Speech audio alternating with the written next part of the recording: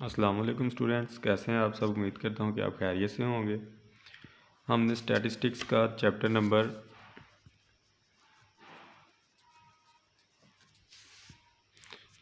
6 शुरू किया हुआ है, जो कि है प्रोबेबिलिटी। इसके हमने 18 क्वेश्चन कर लिए हैं। 6.19 से शुरू करते हैं। अ set of 8 cards containing one joker. Set of 8 cards यानी कि टोटल कार्ड्स 8 हो गए। Containing one joker, with one joker. पहले इस बात को समझ लेते हैं कि इसका क्या मतलब है। इसका मतलब है कि जो 8 कार्ड्स हैं उसमें 7 कार्ड्स दूसरे हैं और एक जोकर है, जो कि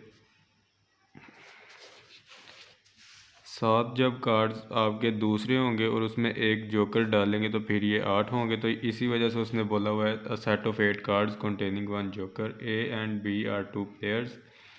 ए और बी 2 प्लेयर्स हैं। Choose 5 cards at random. B takes the remaining 3 cards. अब ये इस बात की वजाहत नहीं हो रही कि चूज़ 5 कार्ड्स एट रैंडम, लेकिन जब हम अगली लाइन पढ़ेंगे B takes the remaining 3 card, तो इससे हमें पता चलेगा कि जो चूज़ 5 कार्ड्स एट रैंडम की बात हो रही है वो ए प्लेयर ने चूज़ किए हैं। Player A choose 5 cards. Player B takes the remaining 3 cards. What is the probability that A has a joker? हमने probability फाइंड करनी है A has a joker। क्या probability है कि जो जोकर है वो प्लेयर A के कार्ड्स में है। तो टेबल बना लेते हैं ताकि हमें आसानी रहे। जोकर कितने हैं हमारे कार्ड्स में? 1। अदर कार्ड्स हमारे पास कितने हैं? 7। टोटल कार्ड्स हमारे पास कितने हैं? 8। तो ड्रॉन हमने कितने किए हैं? ये हमने प्लेयर ए को ही चूज़ करना है। इसने 5 कार्ड चूज़ किए हैं और हमने इसको ही चूज़ करना है। हमने इसकी प्रोबेबिलिटी फाइंड करनी है, प्लेयर बी की हमें ज़रूरत ही नहीं। तो ड्रॉन इसने कार्ड किया है 5। फाइंड प्रोबेबिलिटी सेलेक्ट कर लेते हैं। x is equals to player A has joker. तो p ऑफ x फाइंड कर लेते हैं। 1C1 7C4। ये 1C1 किस लिए है? ये 1C1 इसलिए है क्योंकि एक जोकर है तो उसी को हमने लेट कर लिया है, या उसी की हमने प्रोबेबिलिटी फाइंड किया है कि वो इन 5 कार्ड में है। 5 कार्ड में 4 कार्ड दूसरे हैं और एक जोकर है। इस वजह से जब हम इसका कम्बिनेशन करेंगे तो ये 1C1 आ जाएगा। तो जो दूसरे कार्ड हैं 7, उसमें से 4 कार्ड डालने हैं क्योंकि ये 5 हैं, इसमें एक जोकर और 4 कार्ड दूसरे हैं। तो जब दूसरे 4 कार्ड निकलेंगे तो ये 7C4 आएगा, डिवाइडेड बाय। अब टोटल जो कार्ड्स हैं उसमें से जितने कार्ड्स ड्रॉन किए हैं उसका कम्बिनेशन कर देंगे। जब करेंगे 1C1 तो ये आएगा 1। 7C4 करेंगे तो ये 35 आएगा। 8C5 करेंगे तो ये 8। जब आपने कम्बिनेशन करना है तो ये NCR वाले बटन पे आपने करना है, तो ये C आ जाएगा। 8C5 करेंगे तो ये आ जाएगा 56। 35/56, यही आपका आंसर है। आगे क्वेश्चन नंबर 20 की तरफ चलते हैं। इसमें लिखा हुआ है from a pack of 52 cards. Pack of 52 cards, इसका मतलब है टोटल कार्ड्स हमारे पास जो हैं वो हैं 52। 2 cards are drawn. 2 cards are drawn drawn cards is equals to 2। उसके बाद what is the probability that one is king and other is queen. P find करनी है प्रोबेबिलिटी। वन इज़ जो हमने कार्ड ड्रॉन किए हैं दो, उसमें से एक कार्ड किंग है एंड अदर क्वीन, दूसरा कार्ड क्वीन है। इसकी प्रोबेबिलिटी फाइंड करनी है। तो सबसे पहले लेट कर लेते हैं x is equals to 1 is king and other is queen. जब हम इसकी प्रोबेबिलिटी फाइंड करेंगे, चलें सबसे पहले ये समझ लेते हैं कि टोटल कार्ड जो हमारे पास 52 होते हैं उनमें एक होता है डायमंड जिसके 13 कार्ड्स होते हैं, 13 ही कार्ड्स स्पार्स के होते हैं और 13 ही कार्ड क्लब के होते हैं और 13 ही कार्ड हार्ट के होते हैं। अब इन 13 कार्ड्स में एक किंग का होता है, एक क्वीन का होता है, इसमें भी एक किंग एक क्वीन। इन चारों कार्ड्स में एक एक किंग और एक क्वीन होती है। तो जब हम किंग फाइंड करेंगे तो इसका एक, इसका एक, इसका एक और इसका एक मिला के 4 हो जाएंगे। क्वीन इसकी एक, इसकी एक, इसकी एक और इसकी एक, ये भी मिला के 4 हो जाएंगी। तो जब हम फाइंड करेंगे तो हम किंग की जो कॉम्बिनेशन फाइंड करेंगे वो 4 में से करेंगे, जैसे कि 4C1 और क्वीन की 4C1। तो टोटल कार्ड्स में से जो हमने 2 निकाले हैं वो 52C2 आ जाएगा। अब आगे चलते हैं मज़ीद वजाहत के लिए। प्रोबेबिलिटी ऑफ एक्स फाइंड करेंगे। चूँकि हमारे पास 4 किंग हैं और उसमें से हमने एक चूज़ किया है और 4 ही क्वीन है जिसमें से हमने एक ड्रॉन किया है और टोटल 52 है जिसमें से हमने 2 ड्रॉन किए हैं। तो जब 4C1 करेंगे तो ये 4 आएगा, 4C1 करेंगे तो 4 आएगा, 52C2 करेंगे तो ये आएगा 1326। तो ये आपका आंसर आ जाएगा 16 ओवर 1326। आगे आप इसे मज़ीद एक्सप्लेन करना चाहें तो वो भी कर सकते हैं, अगर यहाँ तक ही रखना चाहें तो ये भी ठीक है। अब आगे चलते हैं क्वेश्चन नंबर 21 की तरफ। क्वेश्चन नंबर 21 है अ poker hand consisting of 5 card. ये पोकर हैंड कंसिस्टिंग का मतलब है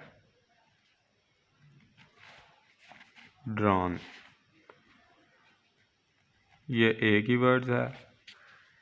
ये पोकर हैंड कंसिस्टिंग और ड्रॉन दोनों का सेम मीनिंग है। ये वैसे उन्होंने लिख दिया है, आपने इसे देख के घबराना नहीं है। Poker hand consisting of 5 cards, what is the probability of holding. इसके आगे 2 पार्ट हैं, 2 एस एंड 2 किंग्स। सेकंड है 5 स्पार्स।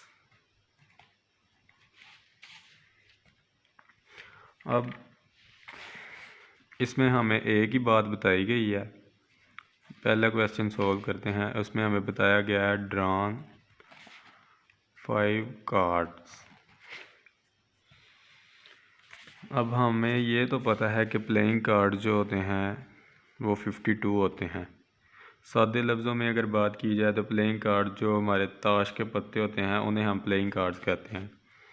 तो प्लेइंग कार्ड्स ये जो खेलते हैं उन्हें पता भी होगा कि ये 52 होते हैं। Playing cards is equal to 52, या आप इसे टोटल कार्ड्स भी कह लें। तो इसमें हमने ड्रॉन कितने किए हैं 5, 2 एस एंड 2 किंग्स। जैसा कि मैंने पहले भी बताया था कि किंग और क्वीन 52 कार्ड्स में 4 होते हैं किंग, 4 होती हैं क्वीन और 4 ही इसमें एस होते हैं। तो जब हम इसकी प्रोबेबिलिटी फाइंड करेंगे तो ये इस तरह आएगा 4C1 and 4C1 divided by, इसके लिए आपको इसके साथ बकिया कार्ड भी लिखने पड़ेंगे, क्योंकि जब हम 2 कार्ड एस के लेंगे, 2 कार्ड किंग के लेंगे तो ये 4 होंगे, हमने ड्रॉन 5 किए हैं।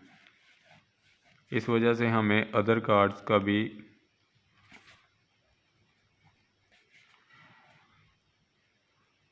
जब 52 में से हम 5 कार्ड्स निकालेंगे, या जब आप सादे लफ्ज़ों में इसे समझ लें, 4 कार्ड्स एस वाले गए, 4 कार्ड किंग वाले गए।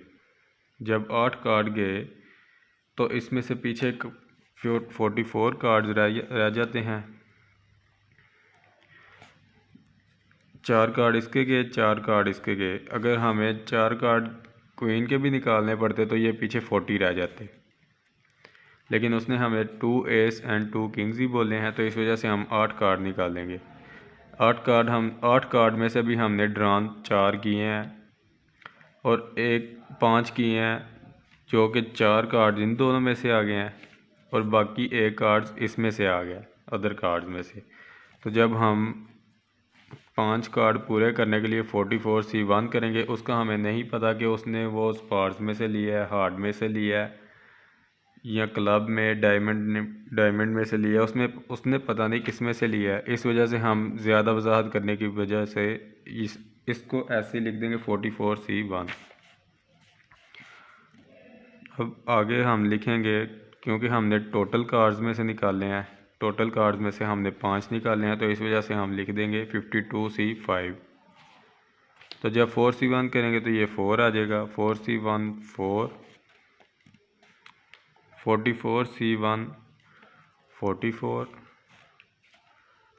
जब 52C5 करेंगे तो ये 52C5 करेंगे तो ये काफ़ी बड़ी रकम आ जाती है, 2598,960।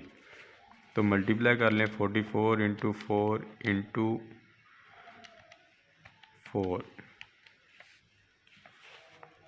704 और 2598,960।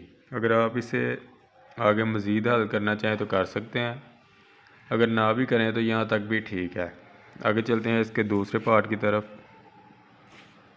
सेकंड पार्ट, जो कि है 5 स्पार्स।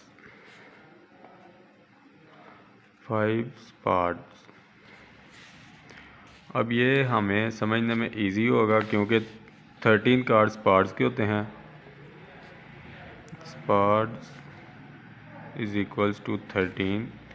जब 52 में से हम 13 निकालेंगे तो पीछे अदर कार्ड्स रह जाएंगे 39। वैसे आप अदर कार्ड्स इसमें ना लिखें आपकी आसानी के लिए। जब हम इसका फार्मूला फाइंड करेंगे, इसे बाय लेट कर लेते हैं। Let by is equals to 5 spades. जब पी ऑफ वाई फाइंड करेंगे तो इसमें आएगा 13C5 और 52C5। अगर आप यहाँ से इसके साथ अदर कार्ड का भी लिख लेते 39C0, तो उसमें से ज़ीरो इस वजह से होना था क्योंकि हमने 5 कार्ड स्पार्स में से ही ड्रॉन किए हैं, उसके अलावा हमने किसी में से कार्ड ड्रॉन नहीं किया। तो इस वजह से हमें यहाँ पे इस पे लिखने का कोई फ़ायदा नहीं होता, क्योंकि 39C0 करेंगे तो वो 1 आ जाएगा, तो 1 इससे मल्टीप्लाई हो गए यही रकम रहेगी, तो इस वजह से उसे लिखने की ज़रूरत नहीं है, ऐसे ही ठीक है। तो जब हम इसे करेंगे 13C5 तो ये आ जाएगा 1287 और 52C5 2598,960। तो अगर आप इसे भी आगे मज़ीद हल करना चाहें तो ठीक है, नहीं तो यहाँ तक कि बेहतर है। तो ये आपका क्वेश्चन ख़त्म हो गया। आगे चलते हैं क्वेश्चन नंबर 23 की तरफ।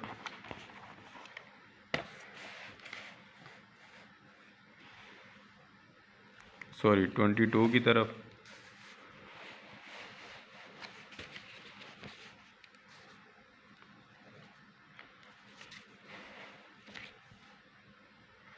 इसमें उसने कहा हुआ है अ bag containing 14 identical balls out of which total ball जो हैं हमारे पास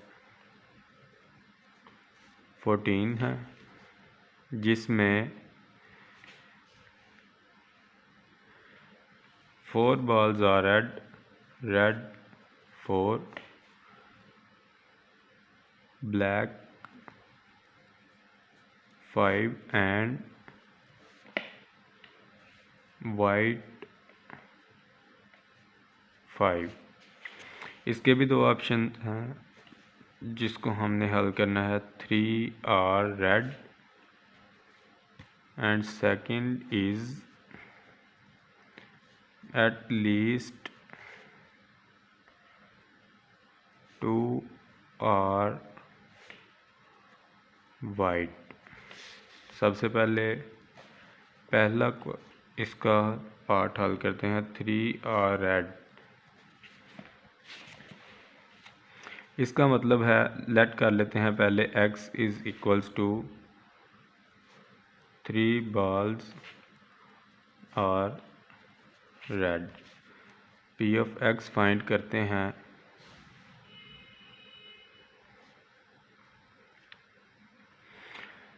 जब हम इसकी प्रोबेबिलिटी फाइंड करेंगे तो बॉल्स जो रेड बॉल्स हैं वो 4 हैं, 4C3, क्योंकि हमने 3 ड्रॉन किए हैं तो 3 ही रेड किए हैं। इसके अलावा उसने इसके अंदर किसी बॉल का जिक्र नहीं किया, तो इस वजह से 4C3। तो जब ब्लैक की तरफ आएंगे 5C0, क्योंकि 3 बॉल ड्रॉन की हैं। इसने यहाँ पे क्वेश्चन में भी बताया हुआ है 3 balls आर ड्रॉन, तो यहाँ पे हम लिख लेते हैं ड्रॉन 3, 5C0 एंड वाइट की जो 5 बॉल हैं उसमें से भी 0, क्योंकि जो 3 बॉल्स ड्रॉन की हैं वो रेड में से ही कर ली हैं, इस वजह से दूसरे दोनों में से कोई बॉल्स ड्रॉन नहीं की। टोटल बॉल 14 है, 14C3 करेंगे तो इसको आगे मज़ीद हल करते हैं। 4C3 4 into 1 into 1 14C3 364 4 our 364। ये यहाँ तक ही आपका आंसर है। अगर आप इसे मज़ीद हल करना चाहें या अगर मज़ीद हल होता हुआ तो आप कर लें, नहीं तो अगर आप इसे यहाँ तक भी रखना चाहें तो कोई इशू नहीं। अब आगे चलते हैं इसके सेकंड पार्ट की तरफ। At least 2 are white. अब सबसे पहले एट लीस्ट का मतलब समझ लें। बाज़ बच्चे एट लीस्ट और एट मोस्ट इसमें कंफ्यूज हो जाते हैं या गलती भी कर जाते हैं। एट लीस्ट का मतलब है कम अज़ कम 2, यहाँ पे लिखा हुआ है एट लीस्ट 2 आर वाइट, तो इसका मतलब है 2 या 2 से ज़्यादा। क्योंकि हमने 3 ही निकाली है तो इस वजह से मैंने 3 लिखी है। अगर हमने 5 निकाली होती तो मैं यहाँ पे 5 तक लिखता, क्योंकि उसने कहा हुआ है कम अज़ कम 2, कम अज़ कम 2। एट मोस्ट अगर होता, ये मैं आपको फॉर एग्ज़ाम्पल के तौर पे करवा रहा हूँ। फॉर एग्ज़ाम्पल ये उसने बोला नहीं है या ना ये क्वेश्चन में है, ये वैसे मैं आपको समझाने के लिए करवा रहा हूँ। एट मोस्ट अगर होता तो इसका मतलब था कम ज़्यादा से ज़्यादा 2, तो इसमें आ जाता 0 1 2। इफ़ यहाँ पे अगर जहाँ तक भी होता, अगर 5 तक होता, 10 तक होता, जहाँ तक भी होता, अगर उसने एट मोस्ट 2 बोला हुआ है तो यहाँ पे यही 3 वर्ड्स आते, क्योंकि कम अज़ कम हम इसमें से 0 ले सकते हैं और ज़्यादा से ज़्यादा जब उसने एट मोस्ट 2 बोला हो तो उसमें हम ज़्यादा से ज़्यादा 2 ले सकते हैं। और जब एट लीस्ट 2 बोला हो तो उसमें हम अगर 5 तक होती तो मैं 5 तक लिख देता, क्योंकि अगर 2 से लेके जहाँ तक मुमकिन है, जहाँ तक हम ड्रान कर सकते हैं, एट लीस्ट ज़्यादा से ज़्यादा हम जहाँ तक ड्रान कर सकते हैं मैं वहाँ तक लिख लेता। लेकिन हमने 3 ड्रान किए हैं और उसने बोला कम से कम 2, तो 2 और 3 की प्रोबेबिलिटी फाइंड करेंगे। तो इसको जब हम आगे हल करेंगे, लेट कर लेते हैं y is equals to at least 2 balls are white. इसका मतलब है p of y is equals to p of 2 और 3 balls आर वाइट। तो जब इसकी प्रोबेबिलिटी फाइंड करेंगे p of y is equals to, जब 2 पे फाइंड करेंगे तो ये होगा 5 वाइट हैं जिसमें से हमने 2 ड्रान किए हैं, क्योंकि 2 हैं तो 2 ड्रान, तो बकाया जो इसमें 9 बॉल्स बचती हैं। अब हमें ये तो नहीं पता कि वो बॉल्स जो हैं वो रेड में से हैं या ब्लैक में से हैं, तो हम इसको दोनों को मिला के लिख लेंगे 9C1, क्योंकि हमें तो ये नहीं पता कि उसने वो ब्लैक में से एक बॉल निकाल लिया है या ब्लू में, वो उसमें से रेड में से निकाल लिया है, तो इस वजह से हम यहाँ पे लिख लेंगे 9C1। तो टोटल 14 बॉल्स में से हमने 3 निकाली हैं, तो इस वजह से 14C3 लिख लेंगे। आगे जब हम एट लीस्ट 3 पे इसकी फाइंड करेंगे तो आ जाएगा 5C3, क्योंकि हमने तीनों बॉल्स ड्रॉन कर लिए हैं, तो बकाया 9 में से कोई भी नहीं है तो 9C0 कर देंगे और आ जाएगा 14C3। जब इसको मज़ीद हल करेंगे तो ये 5C2 करेंगे तो 5C2, तो ये आ जाएगा 10 इंटू 9 आवर 14C3 करेंगे तो ये आ जाएगा 364 प्लस आवर 364 इंटू 5C3 करेंगे तो ये भी आ जाएगा 10 इंटू 1। तो जब 90 प्लस 10 करेंगे तो ये आ जाएगा 364,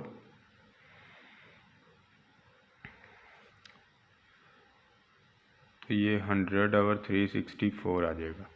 तो यही आपका आंसर है। अगर मज़ीद एक्सप्लेन करना चाहें तो कर लें, नहीं तो यहाँ तक भी आपका ठीक है।